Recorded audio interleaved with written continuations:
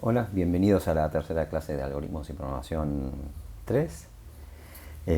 Hoy vamos a hablar sobre formas de colaboración entre objetos, programación por diferencia y algunas cositas más. Como siempre va a ser en dos partes esta clase, esta es la primera y a continuación la segunda mitad de los temas estará en otro video.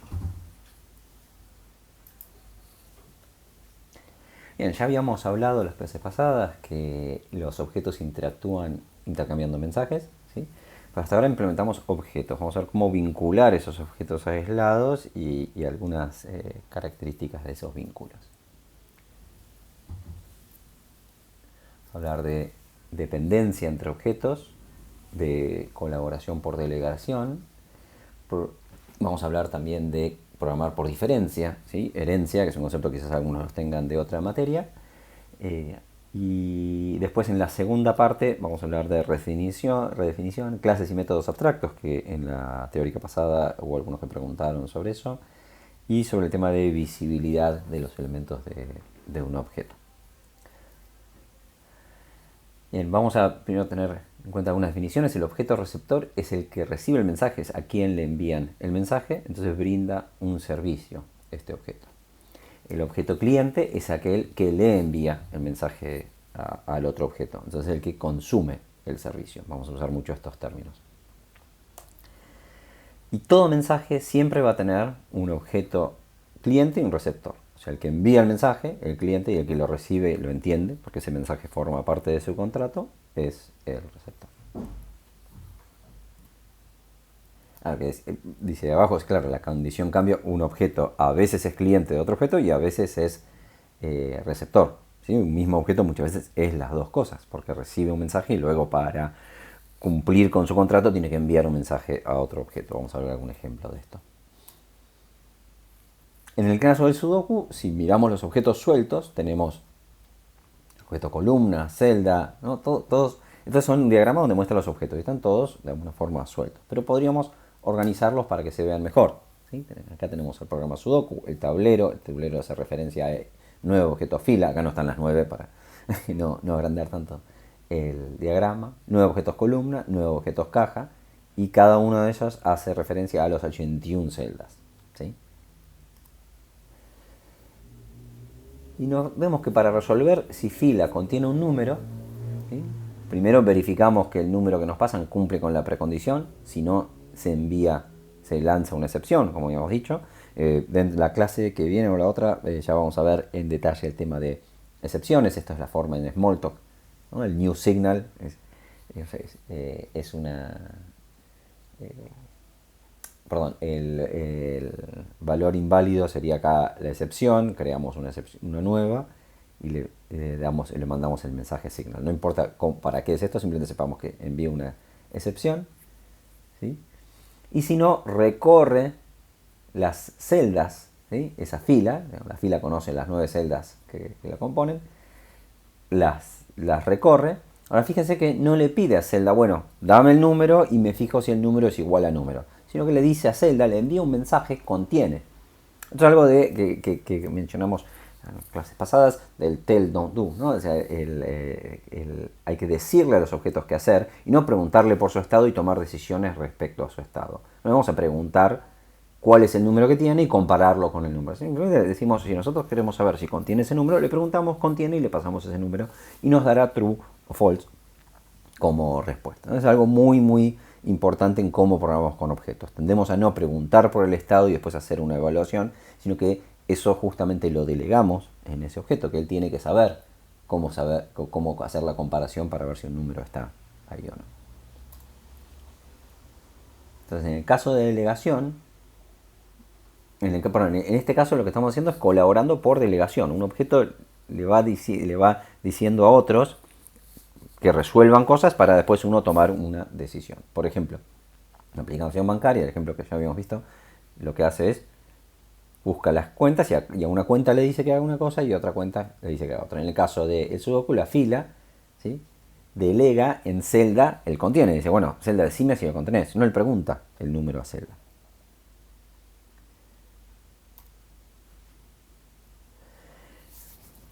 Ahora vamos a decir que un objeto depende de otro cuando debe conocerlo para poder enviarle un mensaje. En el caso de fila, fila depende de celda, porque debe enviarle un mensaje a celda para poder cumplir con lo que tiene que hacer. Eh, y si decimos esto, entonces todo objeto cliente depende de su servidor, ¿sí? Del objeto servidor, porque si necesito conocerlo para enviar el mensaje y tengo que saber cómo se envía ese mensaje y qué parámetros se mandan. Esto lo llamamos delegación. El objeto cliente delega en el receptor, porque no le interesa digamos, la complejidad de qué tiene que hacer el receptor. Le delega eso en él. ¿Sí? Por eso no pedimos el estado y hacemos la comparación, simplemente le decimos qué hacer. Y vamos a ver que hay, ¿sí? Dependiendo de la forma, ¿sí? De cómo conocemos, de cómo el objeto cliente conoce al receptor, hay tres tipos de dependencia. ¿Sí? Una donde recibe como argumento, como argumento en un mensaje al objeto receptor. La otra cuando recibe ese objeto receptor como respuesta del envío de un mensaje a otro objeto. Y la última, la más fuerte, es cuando contiene dentro de su estado una referencia al objeto receptor. Esta última es la más fuerte porque es como que es estática, ya siempre está esa dependencia. Y a esta última, ¿sí? Lo llamamos una asociación, ¿sí? Donde el objeto cliente tiene almacenado en su estado una referencia al servidor. Es la más fuerte de las tres y lo vamos a llamar asociación. Cuando sucede eso, decimos que hay una relación de asociación. Aquí, en el caso del Sudoku, si acá vamos a un diagrama ya mostrando las distintas clases, ¿sí? Ahora vamos a hablar, digamos, son las clases de los objetos en este caso, vamos a ver que el tablero tiene una asociación con fila, columna con cajas y con celdas. ¿Por qué? Tiene referencia a todas, ¿sí? Estas. Así como fila tiene una asociación con celdas, porque tiene una referencia a las nuevas celdas que la componen, así lo mismo columna y caja. Así que, volviendo para atrás, ¿no? Como bien, pregúntense esto, ¿sí? ¿Cómo se hace para que un objeto conozca el receptor de un mensaje a delegar? Había tres formas, ¿sí? Fíjense si recuerdan las tres, si no, vuelvan hacia atrás. ¿Y qué es una asociación? ¿Cuál de ellas llamamos asociación y qué particularidad tiene? Y acá dejamos una pregunta para que lo piensen y veámoslo en clase esto, ¿sí? Que es cuando aplicamos test first, ¿sí? Que es escribir las pruebas primero, y hay asociaciones, ¿qué problemática puede traer? ¿Cómo lo hacemos? ¿Puede traer un problema? ¿No pasa nada? Piensen un poco ese tema y lo hablamos después en la clase, el martes. Bien, el otro tema de hoy es programación por diferencia. Vamos a decir que vamos a programar por diferencia cuando lo que vamos a hacer es, vamos a programar solamente una parte de una clase o un objeto que se difiere a otra clase. Y la parte que es igual la tomamos así como está del otro objeto. Vamos a ver algún ejemplo acá. ¿Sí? Y en programación orientada a objetos se llama herencia, ¿sí? La programación por diferencias. Y herencia es en el caso de los lenguajes basados en clases, es una relación entre las clases, es una relación estática, está en el momento de definir todo. ¿Sí? Y es una relación de tipo, lo llamamos generalización y especialización. Tenemos un tipo más genérico y un tipo más específico. ¿Sí? El más genérico lo llamamos el objeto ancestro, el objeto madre o el objeto base, y el más específico el objeto descendiente o el objeto hija o el objeto de la clase derivada, perdón, el objeto no, la clase derivada. ¿Sí? Es una relación entre clases, ¿no? En este tipo de lenguajes. Lo vamos a llamar indistintamente de cualquiera de las formas que ven ahí, a uno o al otro. Lo importante es entender cuál es el tipo más genérico y cuál es el tipo más específico. Ejemplos más así abstractos serían: perro deriva de la clase animal, ¿sí? Lápiz desciende de elemento de escritura. Y número es el objeto madre de número complejo. Número como algo general y después en forma específica tenemos el número complejo.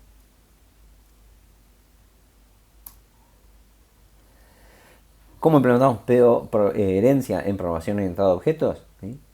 si hay un comportamiento en la clase madre, podemos usar ese comportamiento en cada una de las clases descendientes, ¿sí? Sin escribir código nuevo. Entonces supongamos que cambiamos como hicimos el Sudoku, que más arriba estaba programado así, teníamos fila, columna y caja como clases separadas.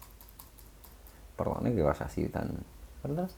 Acá lo que vamos a hacer es, vamos a tener celda, vamos a tener tablero y vamos a tener una clase que se llama colección de celdas, ¿sí? ¿Por qué? Porque fíjense que tanto en fila como en columna como en caja, cada una de esas tiene una asociación con las celdas que son que la forman, y para saber si contiene un número, simplemente lo que hace es recorre, ¿no? Lo habíamos visto el código ahí, y es igual para cualquiera de las tres clases, para la fila, la columna o la caja. Recorren las celdas que la componen, que en este caso serían Sudoku, serían 9 celdas, y se fijan y le preguntan a cada uno si contiene el número. Entonces, eso lo podemos abstraer, ¿sí?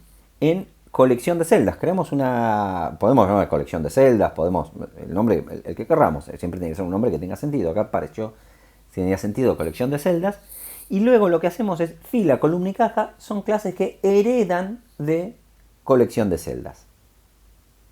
Pero son simplemente colecciones de celdas. Y cuando implemento fila, no tengo que implementar el contiene, ni tengo que poner en su estado, ¿sí? Implementar las variables de instancia o atributos para que su estado tenga la asociación con las 9 celdas. Simplemente lo programo eso en colección de celdas, lo implemento ahí, y eso lo heredan cada una de las clases herederas, ¿no? Que en este caso son fila, columna y caja. Hay en algunos lenguajes la posibilidad de hacer herencia múltiple. Por ahí algunos aquí que han hecho Python llegaron a ver eso. Tenemos un ejemplo acá, o sea, el concepto de herencia múltiple. Por ejemplo, yo tengo un inmueble es una casa, un departamento, un edificio, un terreno. Y después yo tengo un bien asegurable que tiene las características de un bien que puede ser asegurado, y un activo, ¿no? Un activo económico. Un inmueble es tanto un activo económico como un bien asegurable. Entonces, tiene sentido que un inmueble herede de ambos para tener el comportamiento de ambos, ¿sí? Un auto, en cambio, no es un activo, ¿sí? Pero es un bien asegurable. Por eso uno diría, bueno, pero para eso tengo activo y asegurable y lo pongo todo en una misma clase. No, porque hay algunos objetos que los quiero hacer heredar de bien asegurable y no de activo, como el caso de auto. Entonces, auto, al heredar de asegurable, hereda todo el comportamiento de un bien asegurable, fecha de vencimiento del seguro, ver si está vigente, obtener monto de prima, no sé, los métodos que se les ocurra para un bien asegurable. Inmueble también hereda esos métodos, pero también hereda los métodos de activo, ¿sí? Porque es un activo económico. Los objetos, cuando instancia un objeto, va a ser solamente de uno de los dos, pero puede ser instancias de una clase. Un objeto no puede ser instancia de dos clases, pero una clase puede heredar de dos. Esto puede traer algunos problemas. Muchos lenguajes orientados a objetos, en particular los que vamos a ver en esta materia, no permiten herencia múltiple, pero vamos a ver que algunos de los beneficios de la herencia múltiple los podemos lograr de otras maneras. No el heredar el comportamiento, pero sí otros. Eso también lo vamos a ver más adelante. Ahora vimos delegación como una forma de que un objeto simplifique su comportamiento, haciendo que alguna cosa lo haga otro objeto, no tener que hacerlo él. Y también otra forma de simplificar cómo crear un objeto es herencia. No voy a implementar este comportamiento que lo heredo de otro, ¿sí? Entonces, hay veces que ante un determinado problema podemos elegir hacer delegación o podemos elegir usar herencia, ¿sí? Bueno, vamos a ver que herencia lo tenemos que hacer en general, ¿sí? Casi siempre puede haber algún caso raro, pero en general tiene que cumplirse la relación es un, ¿sí? Entonces, fila es una colección de celdas. Ahí vamos bien.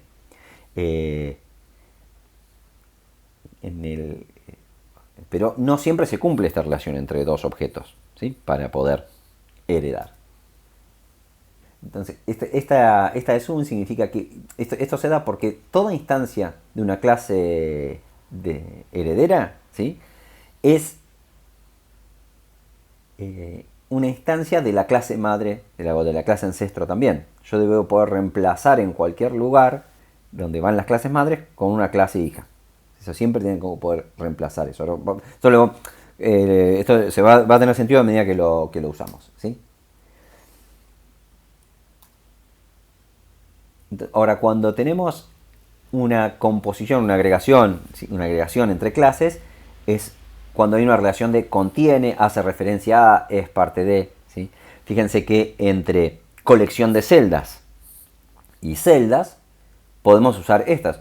Una colección de celdas contiene 9 celdas. Entonces, ahí tenemos una relación más de composición. Hay como una tendencia a usar enseguida herencia en programación orientada a objetos, en parte porque es muy rápido. Yo consigo comportamiento muy fácilmente sin tener que implementar. Pero no siempre es así y no siempre es conveniente. En las primeras versiones de Java y en Smalltalk también, pila hereda de, está el ejemplo ahí, de order collection, ¿sí? O de vector, no me acuerdo en Smalltalk cómo era, en Java creo que era de order collection. Ahora, una pila no es una order collection.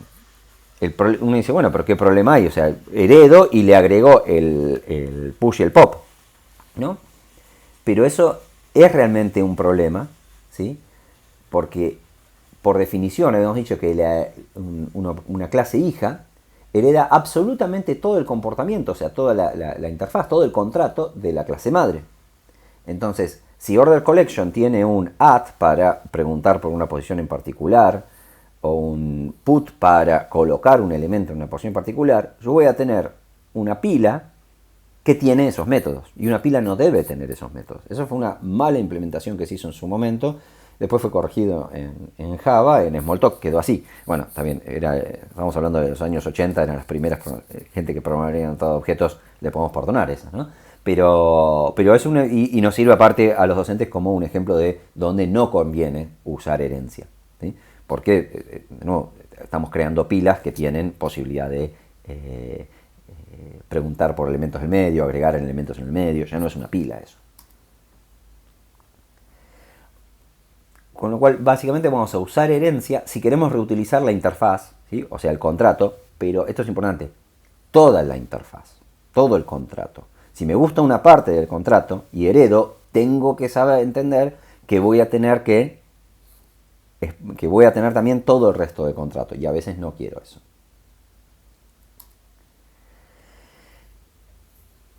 Decimos, la herencia resulta muy seductora. ¿Por qué? Y porque, a ver, en el caso de Order Collection, ¿sí? Yo heredo de Order Collection, creo mi stack, le programo el push, le programo el pop y ya, me quedé, listo. Ya tengo todo lo que quiero. Pero tengo consecuencias que no quería, ¿sí? Entonces, básicamente, si queremos reutilizar toda la interfaz y se cumple una relación esa es sería conveniente usar herencia. Si queremos reutilizar una parte de la interfaz, si queremos reutilizar parte del comportamiento, delegamos para no exponer todo. Creamos un objeto nuevo que igual podemos ahorrar un montón de trabajo delegando en el otro objeto. En lenguajes basados en prototipos, eso, esperemos ver una clase de esto adelante en la materia. Básicamente lo que se hace es, en el caso, por ejemplo, creamos una colección de celdas como un objeto, y después creamos el objeto fila como una colección de celdas. ¿Por qué es una colección de celdas? Y le agregamos después los objetos que va a tener. O sea, lo utilizamos como prototipo y después usamos para las filas en particular, le podemos agregar métodos y a la fila en particular, cada fila en particular lo creamos como usando de prototipo la fila. Bien, preguntas. Digamos, no hay herencia en JavaScript. ¿Por qué? ¿Sí? ¿Por qué JavaScript? Recuerden, JavaScript es basado en prototipos, tenemos objetos, nada más. ¿Cómo se reemplaza? Bueno, esto que vimos recién ahí. ¿Y cuándo conviene heredar en vez de delegar? ¿Sí? Que aparte les vamos a decir, así entre paréntesis, entre nosotros, por las dudas, si no saben, si tienen dudas, no usen herencia. Tenemos que estar muy seguros para usar herencia, porque trae consecuencias y me ata un montón. Es una relación muy, muy estática la de herencia. Entonces, Más allá de entender cuándo conviene y cuándo no, por las dudas, si tenemos alguna duda, no usamos herencia. Y esto ya es el tema de la próxima clase. Cortamos aquí para que no sea tan largo el video y continúan en el siguiente video. Muchas gracias.